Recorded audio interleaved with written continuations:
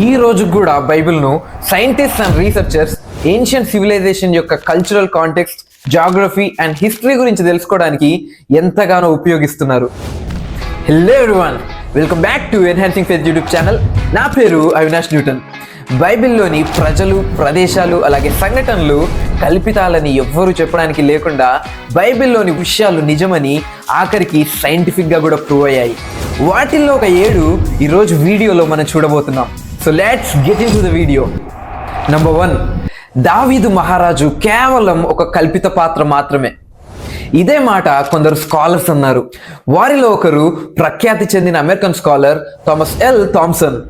నిజంగానే దావీదు అనే ఒక వ్యక్తి ఉండి ఉంటే బైబిల్లోనే కాకుండా బయట కూడా కనీసం ఒక్క ఎవిడెన్స్ అయినా ఉండదా అని 1993 సంవత్సరం వరకు ఎన్నో సవాళ్లు చేశారు. అయితే 1993 సంవత్సరంలో ఏన్షియంట్ ఇజ్రాయెల్లోని టెల్ డాన్ అనే ప్రదేశంలో ఆర్కియాలజిస్ట్ రీసెర్చ్ చేస్తూ ఉండగా ఒక చెక్కబడిన రాయి దొరికింది. అయితే దాని మీద 2 రాజుల గురించి రాసి ఉంది. మొదటిది జెహోరాం.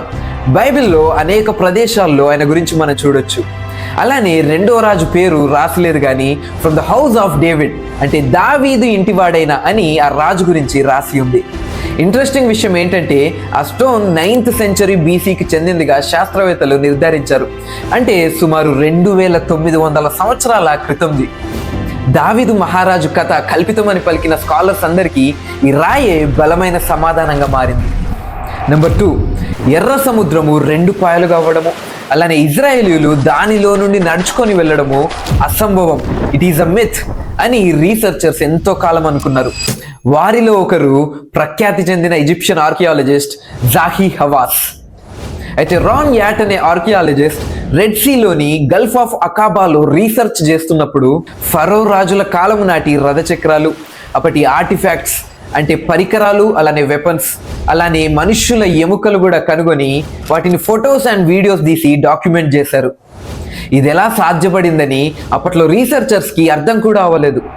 నిర్గమకాండము 14వ అధ్యాయం 21వ వచనంలో మోషే సముద్రం వైపు తన చేయి చాపగా యెహోవా ఆ రాత్రి అంతయు బలమైన తూర్పుగాళ్ల చేత సముద్రమును తొలగించి దానిని ఆరిన నేలగా చేసెను అని చూస్తాము.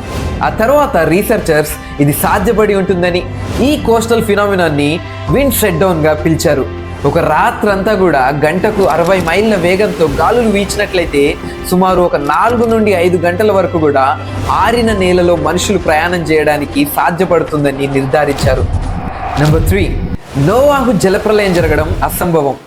భూమి మీద అన్ని నీళ్లు లేవు, అలానే సైంటిఫిక్ ఎవిడెన్సెస్ అసలు లేనే లేవు అని ఎంతో మంది అనుకున్నారు.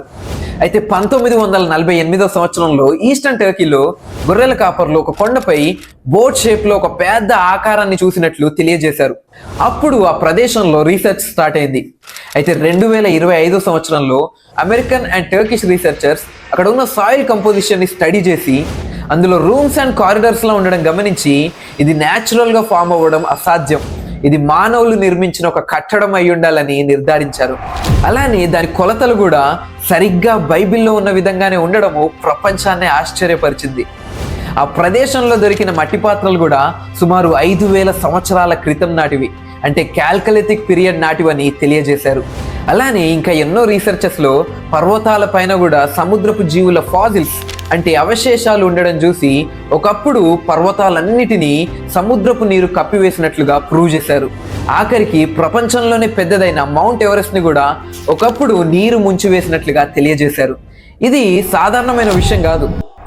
నెంబర్ 4, సొదొమ గొమొర్రా ప్రదేశాల్లో నిజంగానే అంత ప్రళయం జరుగుంటే ఆ ప్రదేశాలు ఇంకా ఉండాలి కదా. ఇదే ఆలోచన 1973వ సంవత్సరంలో ఆ ప్రదేశాల గురించి రీసెర్చ్ చేయడానికి కారణంగా మారింది. వాల్టర్ రాస్ట్ అలానే థామస్ షాబ్ అనే శాస్త్రవేత్తలు బైబిల్లో తెలియజేసిన సొదొమ గొమొర్రా అనే ప్రదేశాల గురించి ఉన్న లేఖనాలను ఆధారంగా చేసుకొని డెడ్ సీకి సౌత్ ఈస్ట్లో రీసెర్చ్ స్టార్ట్ చేశారు. అదే సంవత్సరంలోనే ఆ ప్రదేశాల్లో పట్టణాల శిథిలాలను కనుగొన్నారు. అవి సుమారు 3000 BC, అంటే 5000 సంవత్సరాల క్రితం నాటివిగా, ఎర్లీ బ్రాంజ్ ఏజ్ కాలం నాటి కన్స్ట్రక్షన్స్గా వాటిని గుర్తుపట్టారు. ఇంకా ఇంట్రెస్టింగ్ విషయం ఒకటి చెప్పమంటారా? వెళ్ళిన శాస్త్రవేత్తలు అక్కడ భూమిలో అలానే గోడల్లో ఒక తెల్లని పదార్థాన్ని గమనించారు. అదే సల్ఫర్, అంటే గంధకము. బైబిల్లో కూడా గంధకము ఆకాశంలో నుండి కురిసి ఆ పట్టణాలు నాశనం అయిపోయినట్లుగా చూస్తాము. అక్కడి సల్ఫర్ ఎంత ప్యూర్గా ఉందంటే సుమారు వాల్కనిక్ ఎరప్షన్స్లో ఉండే సల్ఫర్ అంత ప్యూర్గా ఉంది. దాని మెల్టింగ్ పాయింట్ 1700 డిగ్రీ సెల్సియస్ పైనే ఉంది. స్టవ్ పైన ఉండే మంట యొక్క వేడి సుమారు 100 నుండి 200 డిగ్రీ సెల్సియస్ మాత్రమే. 1700 డిగ్రీ సెల్సియస్ అంటే ఎలా ఉంటుందో అర్థం చేసుకోండి. కొన్ని నిమిషాల్లోనే ఆ పట్టణాలు అగ్నిలో కాలిపోయి ఉంటాయని శాస్త్రవేత్తలు తెలియజేశారు. అయితే ఆ సల్ఫర్ పడడానికి గల కారణము సల్ఫర్తో కూడిన ఆస్ట్రాయిడ్ అంటే గ్రహశకలము పడుతున్నప్పుడు గాలిలోనే పేలడం ద్వారా ఆ విధంగా జరిగి ఉంటుందని రీసెర్చర్స్ తెలియజేశారు. అయితే అది ఎలా జరిగి ఉంటుందో మనకైతే తెలియదు, కానీ పాపము ఘోరముగా విస్తరించినప్పుడు దేవుని భయంకరమైన జడ్జిమెంట్కి గుర్తుగా ఆ ప్రదేశాల్లో ఈ రోజుకి కూడా మనుషులు నివసించడానికి వీలుగా లేకుండా, కనీసం చెట్లు పెరగడానికి కూడా సాధ్యపడకుండా ఉంది. నెంబర్ 5, ఎరికో గోడలు కూలడం వినడానికైతే ఓకే, కానీ నిజానికి అలా సాధ్యపడుతుందా? నిజానికి జాషువా కాలంలో అలాంటి గోడలు అసలు లేనే లేవు. ఈ మాటలు 1952 సంవత్సరం నుండి 1958 సంవత్సరం వరకు ఎరికో ప్రాంతంలో రీసెర్చ్ చేసిన క్యాథ్లిన్ కెన్యాన్ అనే ఆర్కియాలజిస్ట్ పలికింది. ఆమె కాన్ఫిడెన్స్ చూసి చాలా కాలము ఆమె చెప్పింది నిజమేమో అనుకున్నారు. అయితే 1990స్లో బ్రైట్ వుడ్ అనే శాస్త్రవేత్త అక్కడ మళ్ళీ రీసెర్చ్ చేసి సెరామిక్ డేటా అలానే రేడియో కార్బన్ డేటా ద్వారా సుమారు 1400 BC అంటే 3400 సంవత్సరాల క్రితమే ఆ గోడలు ఉన్నాయని రుజువు చేశాడు. అది సరిగ్గా యెహోషువ జీవించిన కాలానికి మ్యాచ్ అయింది. అలానే స్టాటిగ్రాఫికల్ కన్సిడరేషన్స్తో సడన్గా భూకంపం వంటి ఏదైనా కారణం వల్ల మట్టి ఇటుకలతో చేసిన ఆ గోడ కూలి ఉంటుందని ప్రూవ్ చేశాడు. సైన్స్ అభివృద్ధి చెందడం వల్ల అది ఎలా ఎప్పుడు జరిగిందో తెలుస్తుందేమో, కానీ అది ఎందుకు జరిగిందో తెలియజేసింది బైబిల్ మాత్రమే. కొన్నిసార్లు సైన్స్కి అది ప్రూవ్ చేయడానికి ఎక్కువ టైం పట్టొచ్చేమో, కానీ బైబిల్లో ఏ ఒక్క విషయం కూడా తప్పుగా ఉండదు. నెంబర్ 6, హిజ్కియా యెరూషలేము కింద నుండి తవ్వించిన టన్నెల్ నిజమే అయితే అది ఇప్పుడు దొరకాలి కదా? ఇదే క్వశ్చన్ చాలా మంది స్కాలర్స్ వేశారు.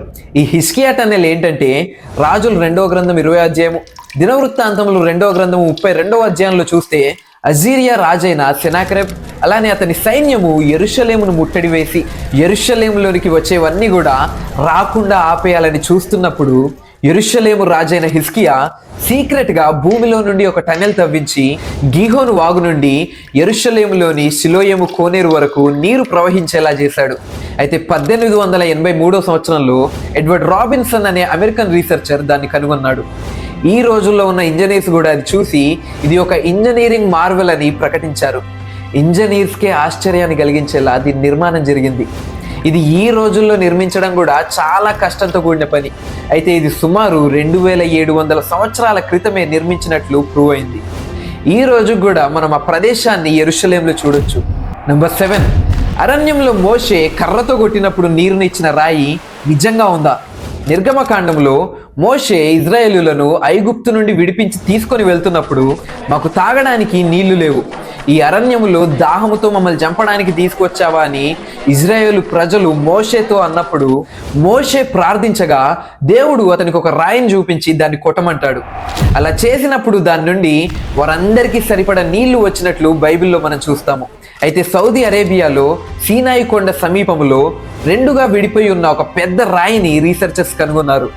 ఇంకా ఆ రాయి గురించి పరిశోధనలు జరుగుతూనే ఉన్నాయి. ఆ ప్రదేశంలో నీరు వేగముగా ప్రవహించి ఉండొచ్చని వాటర్ ఎరోజన్ మార్క్స్ ద్వారా గుర్తించారు. ఆ రాయి కూడా ప్రజలందరికీ నీళ్ళిచ్చే అంత పెద్దగా ఉండడము ఆశ్చర్యాన్ని కలిగించింది. ఆ రాయి ఎత్తు 60 అడుగులు. ఎంతోమంది ప్రజలు ఆ ప్రదేశాన్ని దర్శిస్తూ ఉన్నారు. ప్రస్తుతం ఆ రాయిని హజర్ మూసాగా పిలుస్తున్నారు, అంటే రాక్ ఆఫ్ మోజెస్, మోషే యొక్క రాయి. మన దేవుడు మన అవసరతలు తీర్చే దేవుడు. మీ జీవితాల్లో కూడా ఆయన సమకూర్పు చూసినట్లయితే నా దేవుడు సమకూర్చే దేవుడు యెహోవా ఈరే అని కమెంట్ చేయండి. అలానే వీడియోను ఒక్కరికైనా షేర్ చేసి వారిని కూడా బలపరుద్దాం. See you in the next video. God bless you.